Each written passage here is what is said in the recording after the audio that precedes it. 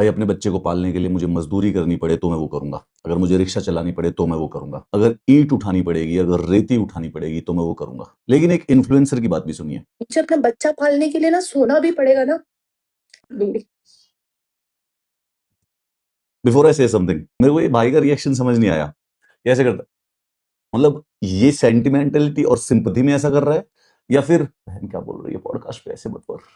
मुझे समझ नहीं आया इसका क्या रिएक्शन था। नेवरदलेस आई थिंक ये एक इंटरनेट पर्सनालिटी है, इसको वड़ा पाव गर्ल के नाम से जाना जाता है, क्योंकि ये शायद एक वड़ा पाव की रेडी लगाती थी और फिर उसके बाद काफी पॉपुलर हो गई, शायद बिग बॉस में भी गई।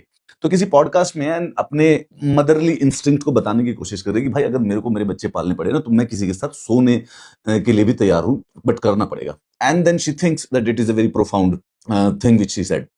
ना इसके साथ दो समस्या।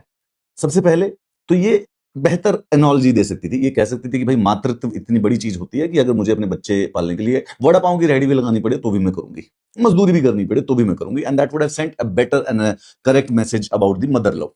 दूसरा, इसने जो इसकी अंडरस्टैंडिंग है प्रोस्टिट्यूशन या सेक्स वर्कर्स के बारे में कि भाई वो जो वर्ल्ड का सबसे ह्यूमिलिएटिंग काम है, तो she is trying to contrast कि भाई मदर का प्यार इतना महत्वपूर्ण होता है, इतना ज्यादा है, वो सबसे ह्यूमिलेटिंग काम भी अगर करना पड़े तो वो करेंगे, अगर बच्चा है उसको तो पालना ही है। तो I think she doesn't understand what prostitution and sex work actually is. तो उसकी वजह से इनको लगा कि कोई प्रोफाउंड फिलॉसफी दे देंगे अपने मातृत्व में या अपने बच्चे के प्यार के लिए। तो पहले तो रिपीट करता हूँ मैं, गलत एनोलॉजी है ये, ठीक है। अगर देनी है तो भाई ये बोलो मजदूरी कर देंगे। क्या वो जो मजदूरी करने वाले लोग हैं, ईंट उठाते हैं जो लोग, जो क्या नाम है चिनाई करते हैं, जो रिक्शा चलाते हैं, वो लोग इसीलिए कर रहे हैं क्योंकि बच्चे पालने हैं और किसी न किसी तरीके से पालेंगे तो वो कहीं से भी कमा के कुछ पैसे लाते हैं। दूसरा, she doesn't understand it. Now this is what happens when the fame reaches into your mind, क्योंकि माइंड में कुछ ना कुछ ना फेम रॉट कर देता है।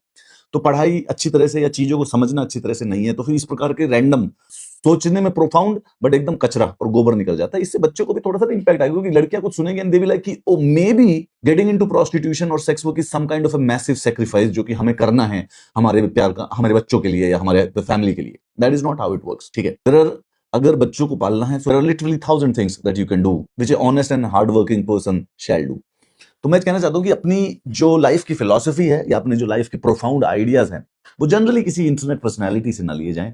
कोशिश करें कि वो लें तो आप किताबों से ले लें, इतनी सारी अच्छी अच्छी किताबें, उसमें अच्छा थोड़ा सा होगा कि क्या क्या करना होता है, उसमें थोड़े अच्छे आइडियाज भी मिलेंगे। बट ऐसी फालतू बातें ना सुना करें यार कि मैं तो बच्चों को पालने के लिए किसी के साथ भी सो जाऊंगी। सुन, और ये चाचा का तो रिएक्शन जो है अरे भाई साहब, मैं समझ ही नहीं पाया इसका रिएक्शन क्या था कि oh my gosh mother love, या फिर बहन क्या बोल रही है, मेरा पॉडकास्ट है ये, और डिड ही थिंक कि wow what a sacrifice. I am just still perplexed. Anti हो गया बेचारा।